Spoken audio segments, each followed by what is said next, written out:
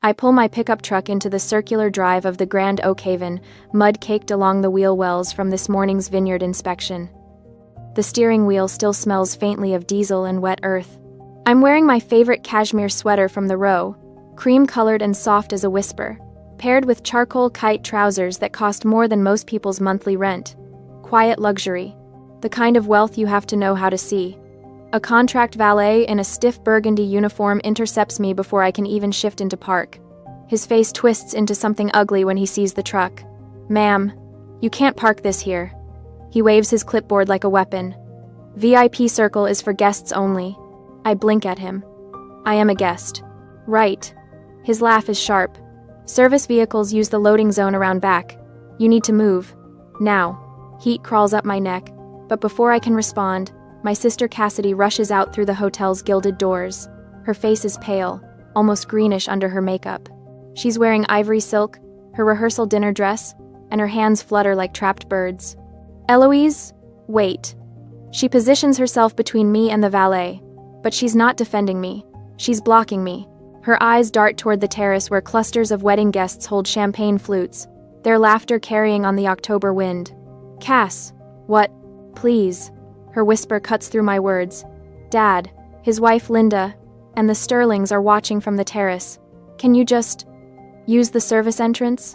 Her fingers grip my forearm, nails digging through the cashmere. "Your truck, your clothes. They'll think you're staff anyway. Please don't embarrass me today." The words land like a slap.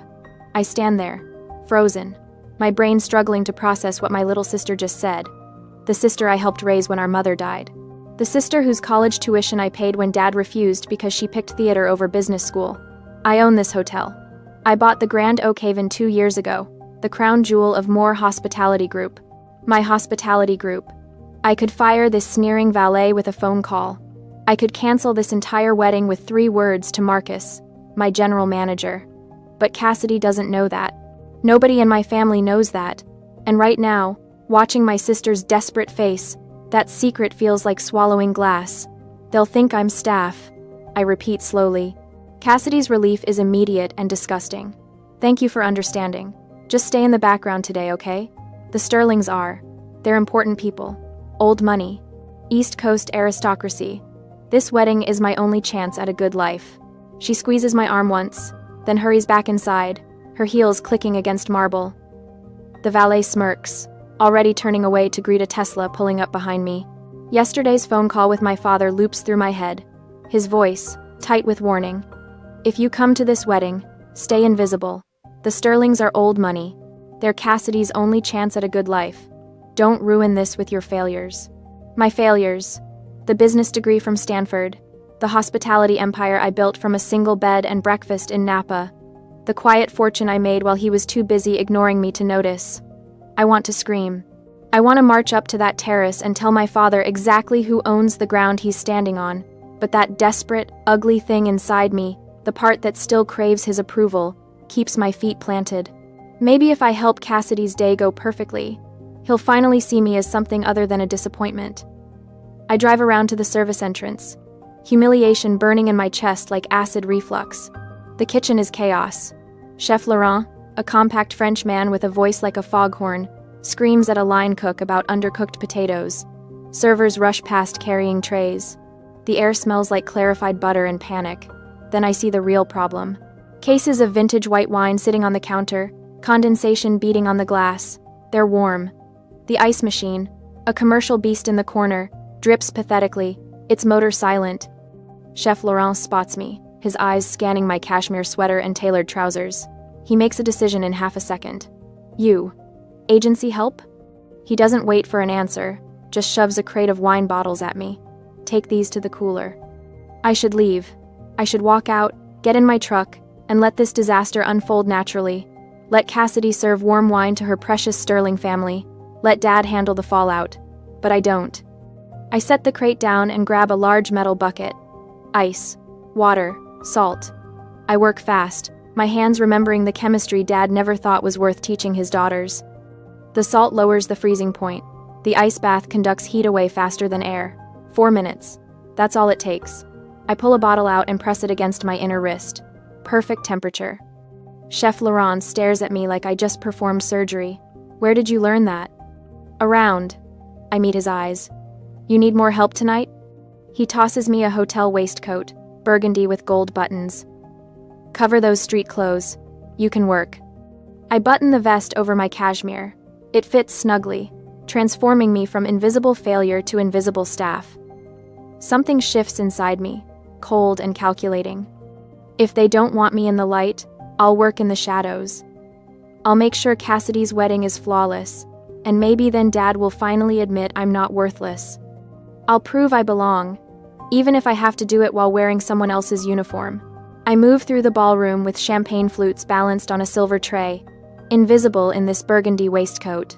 The guests flow around me like I'm furniture. A woman in Chanel brushes past without even glancing at my face. Perfect. Then I spot Marcus near the bar, and my stomach drops. He's my general manager, the man I hired 18 months ago after poaching him from the Four Seasons. He knows exactly who signs his paychecks. His eyes lock onto mine across the room, and I watch his face cycle through confusion, recognition, then absolute shock. I press my finger to my lips, a quick wink. Marcus's expression smooths over like he's pulled a mask on. He gives the tiniest nod, then turns away, redirecting a server toward the kitchen, letting my game continue. Relief floods through me, warm and steadying. At least someone in this building knows my worth. I circle toward the south corner of the ballroom, where heavy velvet curtains frame a small alcove with Louis XVI chairs. It's meant to be a private seating area for elderly guests who need rest. Right now, it's occupied by two people who clearly don't want to be overheard: Beatrice Sterling and her son Preston. I slow my approach, letting my footsteps fade into the ambient noise of clinking glasses and string quartet music. They're arguing in harsh whispers, Beatrice's diamond necklace catching the light as she leans forward. "Mother, this is insane." Preston's voice carries an edge of nervous laughter. "You can't actually expect to pull this off." "Lower your voice." Beatrice's tone could freeze water. And yes, I can. I already paid the sound technician $2,000 cash. During the toast, he'll swap out that saccharine photo montage with the video. My hands tighten on the tray. The champagne glasses tremble, a soft chime that makes Preston glance toward me, but his eyes slide right past. Just the help. Invisible. "What video?" Preston asks. "Cassidy at her sorority mixer, sophomore year. Absolutely plastered, crying about how nobody really loves her, making a complete fool of herself." Beatrice's smile is sharp enough to cut glass. I had someone dig through old social media posts. It's deliciously pathetic. My blood goes cold. Public humiliation? Preston sounds almost impressed now. "Mother, that's cruel even for you." "It's strategic." Beatrice examines her manicure, voice flat and businesslike. "Make her feel so small, so unworthy of us, that she'll believe signing the prenup is her only way to earn our forgiveness. Broken women are obedient women, Preston. Your father taught me that. She'll sign away the dowry and her grandmother's trust just to make the shame stop." The champagne glasses are shaking harder now. I force my hands still, but something hot and sharp is building in my chest. This isn't snobbery. This isn't even ordinary cruelty. This is predatory. A calculated psychological attack designed to destroy my sister's sense of self so completely that she'll hand over her financial autonomy. Cassidy might be weak and vain and desperate for approval, but she doesn't deserve this. Nobody deserves this. Preston shifts in his chair, and I catch the gleam of his Rolex. The one he bragged about at the rehearsal dinner last night, claiming it was vintage. I've seen enough counterfeits to spot one from across a room. "And if she doesn't sign?" Preston asks. Then we escalate. But she will. They always do. Beatrice stands, smoothing her dress. "Now, go find your brother and make sure he keeps Cassidy distracted. I need to confirm the technician has the file loaded correctly." They sweep past me toward the terrace doors, and I'm left standing there with a tray of champagne and a head full of rage. My hands are steady now. The hurt sister in me, the one who wanted Dad's approval badly enough to wear this waistcoat, is gone. The CEO is here instead. Cold, analytical, strategic. I can't just stop the wedding. If I do that, Cassidy will blame me. She'll believe the Sterling's lies, think I sabotaged her happiness out of jealousy. Dad will agree, and I'll be the villain forever. I need evidence. Hard, irrefutable proof that destroys the Sterling's leverage completely. I retreat to a prep station near the kitchen entrance and set down my tray. My brain is already working through the problem like a spreadsheet.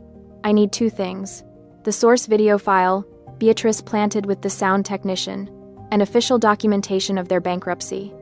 Court records, financial statements, something concrete that even my father can't dismiss. If I reveal myself now without proof, the Sterlings will spin it as me being a jealous, vindictive older sister who couldn't stand to see Cassidy succeed. They'll paint me as unstable, obsessive. I need them to expose themselves first. Ma'am. Marcus appears beside me, his voice barely a murmur. I saw you overhear something. Is everything all right? I turn to face him, keeping my expression neutral. Check the Sterling account status, discreetly. He doesn't question it, just pulls out his mobile terminal, fingers moving across the screen with practiced efficiency. After 30 seconds, his face goes pale. Hard flags on the credit card, ma'am. The system tried to run the final payment for tonight's reception 3 times. All declined. Insufficient funds. He looks up, his eyes dark with concern. And there are industry rumors of a Chapter 11 filing. Rumors, not proof. I need the official documents. Pacer bankruptcy records. The sound file. Everything laid out so clearly that even my father can't twist the narrative in his head. I glance toward the restricted service hallway that leads to the security office and central server room. The same room where all AV equipment feeds connect. Where the sound technician would have uploaded his files. Stay here, Marcus, I say quietly. I need to get to the secure terminal. His jaw tightens, but he nods. Be careful. I slip into the hallway, the sounds of the party fading behind me. My heartbeat is steady, purposeful. I'm not scared. I'm focused. The Sterlings want to break my sister. They're about to learn what happens when you threaten someone Amor actually loves. Preston Sterling catches me near the bar during a lull between champagne service rounds. I'm balancing an empty tray, trying to stay invisible, when his hand lands on my lower back. Too low. Too familiar. Careful, darling. He leans in close enough that I smell scotch and expensive cologne fighting for dominance. His cigar hovers over my tray, ash dropping deliberately onto the polished silver surface. That waistcoat is worth more than your car. His laugh cuts through the ambient piano music, entitled, Ugly, the kind of sound that's never been told no. I step sideways, putting air between us. Excuse me, sir. Sir? He grins wider, eyes crawling over me in a way that makes my skin feel dirty. I like that. So polite. Does Declan know? I ask, risking a glance at the groom across the room. Preston laughs. Declan thinks what Mother tells him to think. He hasn't looked at a bank statement in 5 years. Now run along. I walk away fast, dumping the tray at a service station. My hands shake as I wipe ash residue off the silver. The cashmere under this waistcoat suddenly feels suffocating. 20 minutes later, I'm refilling champagne flutes at the far end of the ballroom when a man in a Tom Ford suit pauses mid-conversation. His eyes narrow, studying my face with uncomfortable intensity. Wait, he points at me with his champagne glass. Don't I know you? The Innovation Summit in Austin? You gave that keynote on sustainable luxury hospitality. My blood goes cold. I open my mouth, scrambling for a response that won't blow my cover, but Beatrice Sterling materializes like smoke. Her laugh is bright and sharp as broken glass. She waves a dismissive hand, diamonds catching the light. She's just the help, darling. You're confusing her with someone who matters. The tech investor frowns, uncertain, but Beatrice is already steering him away. Her voice carries back to me. These agency workers all look the same in dim lighting, don't they? I stand there holding a champagne bottle, invisible again. The woman who presented to Fortune 500 executives reduced to furniture. Something hot and bitter rises in my throat. I need to find Dad. I need him to listen before this wedding becomes a weapon against Cassidy. I scan the ballroom and spot him through the terrace doors, laughing with Mr. Sterling. His face is flushed with bourbon and pride, one hand clapping the older man's shoulder. Now or never. I set down the champagne and walk toward the terrace. My heart hammers against my ribs. I catch Dad's eye as he turns from Mr. Sterling, and I jerk my head toward a service corridor off the main hall. His expression darkens immediately, but he follows. The corridor is narrow, lined with framed black and white photos of the hotel's history. Photos I selected personally. Dad closes the distance between us, his breath coming hard through his nose. Dad, listen to me. I keep my voice low and urgent. The Sterlings are frauds. They're planning to humiliate Cassidy during the reception, to manipulate her into signing an amended prenup. They're going to play a video. His face turns purple. The color starts at his collar and spreads upward like spilled wine. You are poison. The words come out strangled. Pure poison with jealousy. I'm not jealous, I'm trying to. You can't stand it. His hand shoots out, fingers digging into my upper arm through the waistcoat and cashmere. You can't stand that Cassidy succeeded where you failed. That she found a real man from a real family instead of hiding on some dirt farm pretending to be better than everyone. The grip hurts. I try to pull away, but he holds tighter. Dad, please. I have proof. The Sterlings are bankrupt. They're planning to... Get out of my sight. Spit hits my cheek. Get out before I have security, throw you out myself. I force myself to stay calm. To try one more time. Dad, I own this hotel. I have evidence they're planning to... Enough! His roar echoes off the corridor walls. A passing server startles, nearly dropping a tray. Dad's face is inches from mine now, his breath hot and sour. You're a liar and a disgrace. Pretending to own hotels? Pathetic. This is exactly why your mother would be ashamed of you. His fingers dig deeper into my arm. I'll have bruises tomorrow. If I see you near Cassidy again tonight, you're dead to me. Dead. Do you understand? Something inside me goes very still, very quiet. I've spent 29 years chasing this man's approval.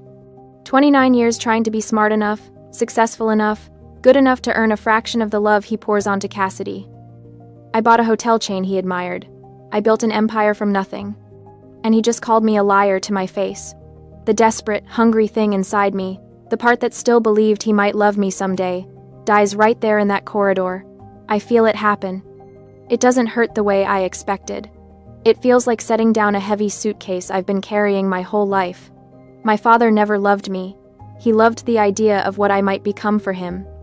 A trophy daughter, a status symbol, and when I failed to sparkle the right way, I became convenient target practice for his disappointments. Okay, Dad. My voice comes out flat. Empty. I'll handle this my way. I turn and walk away. His angry breathing fades behind me, but I don't look back. Not once. The kitchen is organized chaos when I push through the swinging doors. Chef Laurent is plating appetizers with violent precision, shouting at a sous chef about garnish placement. He glances up when I enter, takes one look at my face, and goes still. I don't say anything. I don't need to. He witnessed the whole thing from the kitchen doorway. He saw my father grab me, heard him scream. Chef Laurent wipes his hands on his apron and walks to a prep table near the walk-in cooler. He picks up his master key card, the one that opens every door in this hotel, and slides it across the stainless steel surface toward me. No words, no questions, just loyalty. I take the card. My fingers close around the plastic, warm from his pocket. Thank you. He nods once and returns to his appetizers. Behind me, the kitchen resumes its organized chaos. I head toward the restricted hallway that leads to the AV and security sector. I know every inch of this hotel. Every shortcut, every access point, every system vulnerability. I designed half of them personally when I acquired the property. Behind me, I feel eyes on my back. I glance over my shoulder and catch Beatrice Sterling watching from across the ballroom. Her champagne glass pauses halfway to her lips. Her eyes narrow, tracking the waitress who just walked into a restricted area like she owns the place. Which, of course, I do. I walk toward the restricted corridor with my spine straight, my steps deliberate. The security cameras mounted in the corners track my movement. I'm counting on it. Behind me, Beatrice Sterling's heels click against the tile like gunshots. She's following me. Of course she is. Paranoid people always assume everyone else is plotting against them, probably because that's all they do themselves. Excuse me. Her voice cuts through the hallway. Where do you think you're going? I don't slow down. Chef Laurent's master keycard sits heavy in my pocket, and the door to the AV sector is 20 feet ahead. 15. 10. I said stop! Her screech echoes off the walls. I reach for the card reader, but Beatrice's hand clamps onto my shoulder. nails digging through the waistcoat. Security. She's screaming now, loud enough to shatter crystal. Stop her! This woman is a thief! I saw her take a guest's wallet from the coat check. 2 contract security guards rush around the corner from the lobby. New hires.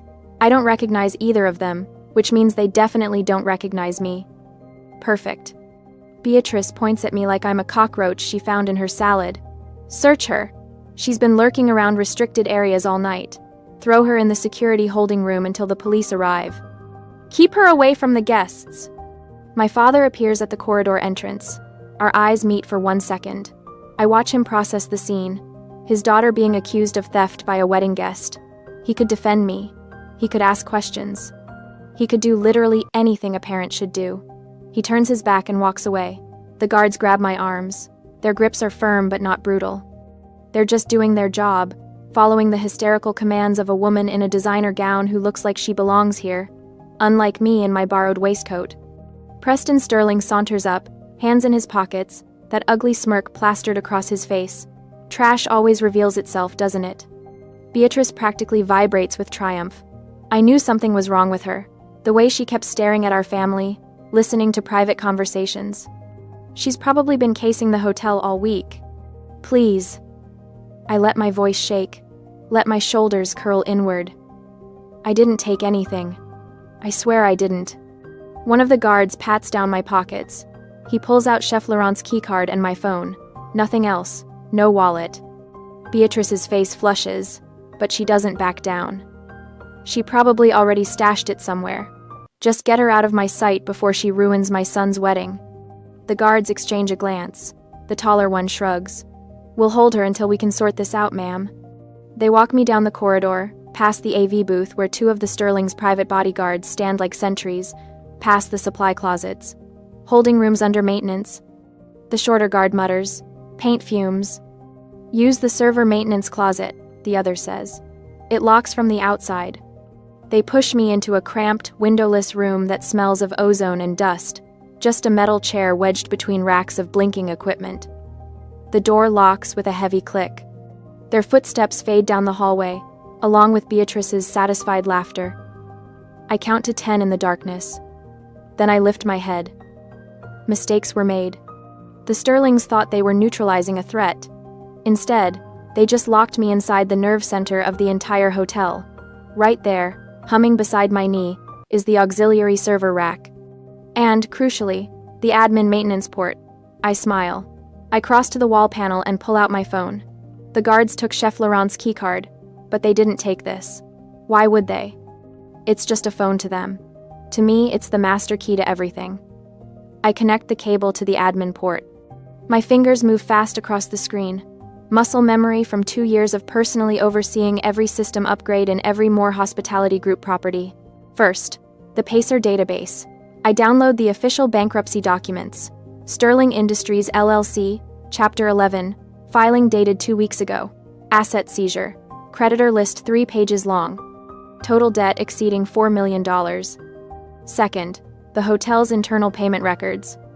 I filter by today's date, by cash transactions, by amounts over $1,000. There, a $2,000 cash payment logged to Sound Services, special request with the notation, B. Sterling, personal. Third, the video file itself. I navigate through the presentation server, past the legitimate slideshow Cassidy approved, to the hidden file queued to play during the toast. The file name makes my stomach turn. Cassidy Party Fail, Final. MP4. I watch 30 seconds. My sister, drunk at some sorority mixer, mascara running, stumbling over her words while college kids laugh in the background. She's crying about something. Her words slurred and pathetic. The camera zooms in on her face at the worst moments. My jaw clenches so hard my teeth ache. I close the video and open the hotel's master presentation system. 90 seconds. That's all I need to build a new slideshow. I work methodically, dropping in images, the bankruptcy filing, the foreclosure notice on the Hamptons estate, the cash payment receipt with Beatrice's signature, and the pièce de résistance, the CCTV footage showing Beatrice handing an envelope to the sound tech. I sync the visual feed with the localized audio logs from the booth's directional mic. The result is cinema quality proof. I cue the slideshow to play on all ballroom screens, overriding any other input. Priority Level 1. No manual cancel option. Then I access the security management system and remotely unlock 2 doors. This server closet and my private office suite on the executive floor. I check my watch. The toast is scheduled for 8 o'clock. I have 60 minutes to get upstairs to my executive suite, where my emergency gala dress is hanging in the closet, and prepare for the final act. My phone buzzes. A text from Marcus. "Ma'am, are you all right?" I saw security take someone toward holding. I type back, "I'm fine, don't interfere. Everything is proceeding exactly as planned." 3 dots appear, then disappear. Marcus knows better than to question me when I use that tone. I pocket my phone and disconnect from the terminal. The closet door clicks open when I push it. The hallway is empty. Everyone's in the ballroom, preparing for dinner service, waiting for the touching toast that will never come. I pause at the threshold and look back at the little room. The Sterlings think they've won. They think they've neutralized the threat, humiliated the troublemaker, protected their con. I whisper to the empty air, "Now let's see what you're really worth, Beatrice." Then I head for the service stairs, moving through my own hotel like a ghost, ready to shed this borrowed skin and show them exactly who owns the ground they're standing on. The ballroom glitters like a jewelry box under the chandeliers. 200 guests settle into their seats, champagne flutes catching the light. Cassidy sits at the head table in her ivory gown, radiant and unsuspecting. Declan holds her hand. My father stands near the bar, laughing at something Mr. Sterling just said. Beside him, Linda adjusts her shawl, looking pleased just to be included. Beatrice Sterling glides to the microphone, her emerald dress catching every eye. She taps the mic twice. The room quiets. "Good evening, everyone." Her smile is sharp enough to cut glass. What a beautiful celebration of love we're witnessing tonight. She pauses, letting the moment stretch. Her eyes find Cassidy, and something cruel flickers there. And now, a special video montage to celebrate the real Cassidy we all know and love. The lights dim. Guests murmur appreciatively, settling back with their champagne. I watch from the mezzanine balcony, my midnight blue silk dress, a stark contrast to the waiter's vest I wore an hour ago. The fabric pools around my feet, expensive and heavy. My hair is down now, loose waves framing a face that has been scrubbed clean of kitchen steam and humiliation. Marcus stands behind me, solid as a wall, blocking the stairs. The massive LED screens flicker to life, then go black. Confusion ripples through the crowd. Beatrice's smile falters. She taps her manicured nails against the microphone, the sound amplified through the speakers. "Technical difficulties," she says, voice tight. "Just one moment." I lean forward, my hands resting on the balcony railing. The PA system crackles, and my voice fills the ballroom, calm and cold as winter. "I'm afraid that video isn't available, Beatrice. But I found some other interesting files you might want to see." Every head swivels, searching for the source. I step into the light spilling from the overhead chandelier.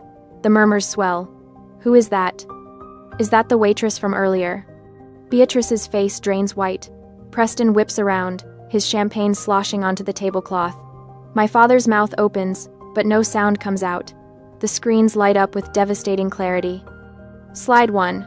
Pacer bankruptcy documents in stark black and white. Sterling Industries LLC, Chapter 11. Filing dated exactly 2 weeks ago. The filing number sits at the top, official and damning. I hear the sharp intake of breath from the investors sitting near the front. Slide 2. Foreclosure. Notice on the Hamptons estate. Assets seized. The bank's logo gleams in the corner. Impossible to fake. Slide 3. Bank statement showing declined. Insufficient funds on the Sterling Black Card, the one used to pay for tonight's reception. Transaction amount, $62,500. Timestamp, 4 hours ago. Slide 4. CCTV footage from the AV. Beatrice, caught in perfect high definition, handing a stack of bills to the sound technician. Thanks to my audio sync, her voice plays crystal clear through the speakers. We need to break her spirit, so she knows who owns her. The ballroom erupts. Guests pull out phones. Camera flashes pop like tiny fireworks. I watch the Sterling table as their world collapses in real time. My voice cuts through the chaos. "And regarding your final payment for tonight's reception, Mrs. Sterling," I hold up my tablet, Screen facing the crowd. The declined transaction glows red. Your card didn't glitch. It was a hard decline. Insufficient funds. You're bankrupt. Beatrice lunges for the microphone, but hotel security appears from the shadows, blocking her path. She wheels on them, voice shrill. Get out of my way! I'll sue this entire hotel! The ballroom doors crash open. The valet from this morning, the one who sneered at my truck, rushes in, eyes wild. Mr. Preston Sterling, the repo company is towing your Ferrari. They say the lease is 3 months overdue. Preston vaults from his chair, knocking over champagne glasses. His face flushes purple. That's impossible. I paid that. With what money? Someone shouts from the investor tables. Laughter, ugly and sharp, ripples through the crowd. Beatrice's composure shatters. She claws at the security guard, mascara streaming down her face. You can't do this to us. Do you know who we are? Bankrupt frauds? I say quietly, but the PA system carries every syllable. Declan stands frozen beside Cassidy, tears streaming down his face. I didn't know. His voice breaks. I swear to God, I didn't know. Cassidy stares at the screens, then up at me on the balcony. Recognition dawns slowly, disbelief written across her features. The sister she asked to use the service entrance, the sister she was ashamed of. I let the silence stretch until it aches. For those who don't know me, I'm Eloise Moore. I own Moore Hospitality Group, including this hotel. I bought it 2 years ago. I look directly at my father. His hand grips the bar rail, knuckles bone white. I was asked to use the service entrance today because my truck embarrassed my family. So I served drinks and watched the Sterlings plan to psychologically destroy my sister for money they don't have. Robert tries to speak. His mouth works, but nothing emerges. Linda, beside him, has gone absolutely still, her eyes darting around the room as if calculating the quickest exit. I turn to Cassidy. Her face is pale, eyes wide and wet. The wedding can continue if you want, but the Sterlings owe this hotel $62,500. They can't pay. I pause, letting that sink in. That's your choice to make, not mine. Then I face Beatrice. She's collapsed against the security guard, her emerald dress crumpled. You have 1 hour to vacate the premises before I file charges for fraud and theft of services. Preston makes one last desperate play, grabbing for the microphone on the head table. Marcus moves like water, stepping between him and the equipment. 2 more security guards appear, their presence quiet but unmistakable. The investors are already leaving, disgust evident in their hurried exits. I hear fragments of conversation floating up. Chapter 11, 2 weeks before a wedding? That video plan was psychotic. I almost invested with them last month. End quote.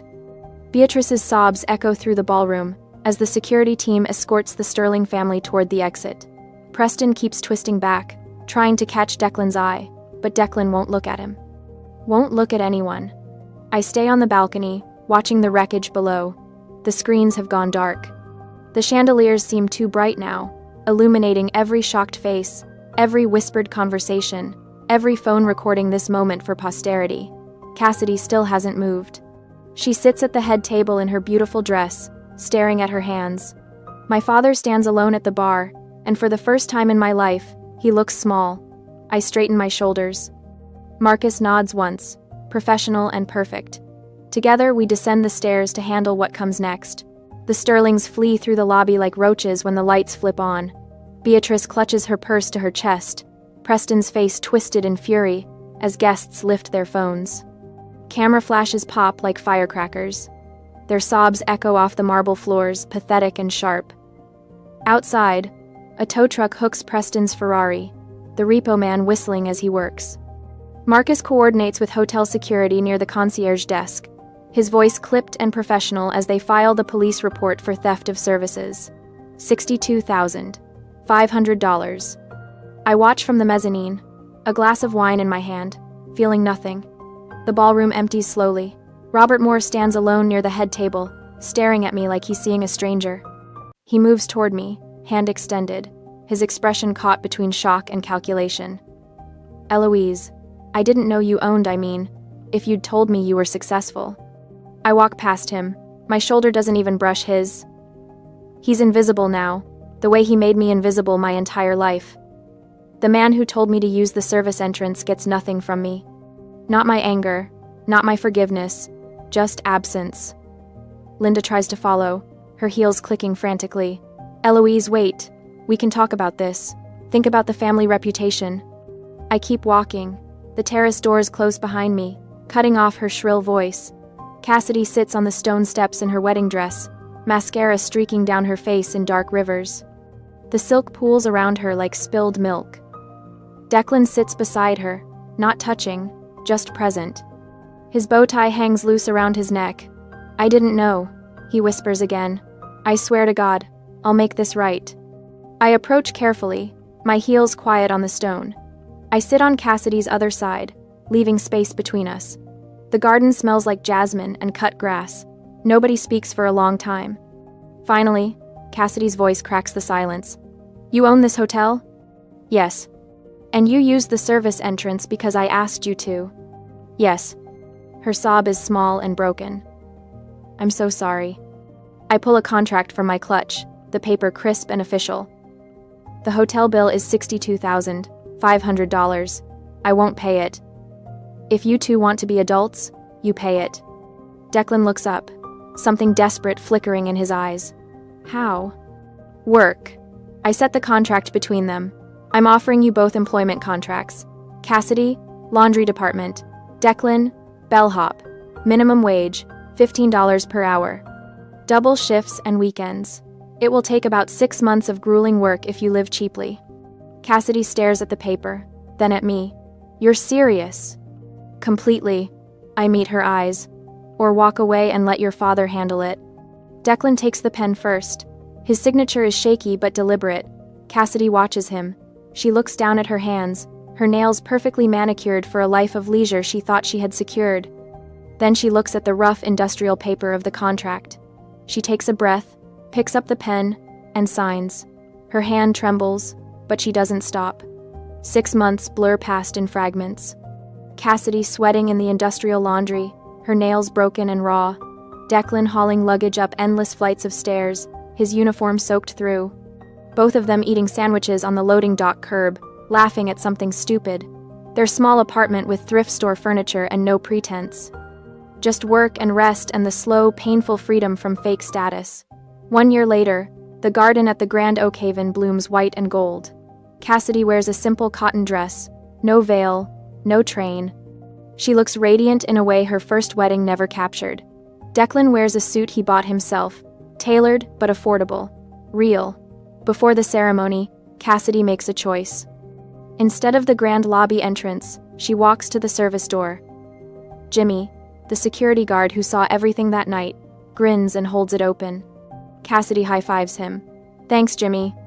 She walks through the kitchen, where Chef Laurent nods approvingly, through the ballroom's side door into the garden. Same entrance, completely different meaning. Not shame now, humility, pride in work, freedom. I watch from the garden, Marcus beside me. Think they'll make it? He asks. I smile. They already did. They chose reality over fantasy. That's the hardest part. Robert and Linda weren't invited. The guest list is small. People who showed up when everything fell apart. The ceremony begins, and my voice whispers through my thoughts. Some people think I was cruel. I gave them dignity, not money. I gave them the chance to build something real instead of living a lie. Blood doesn't excuse trespassing. And family isn't who you're born to. It's who shows up when you're standing at the service entrance, and they walk through it with you.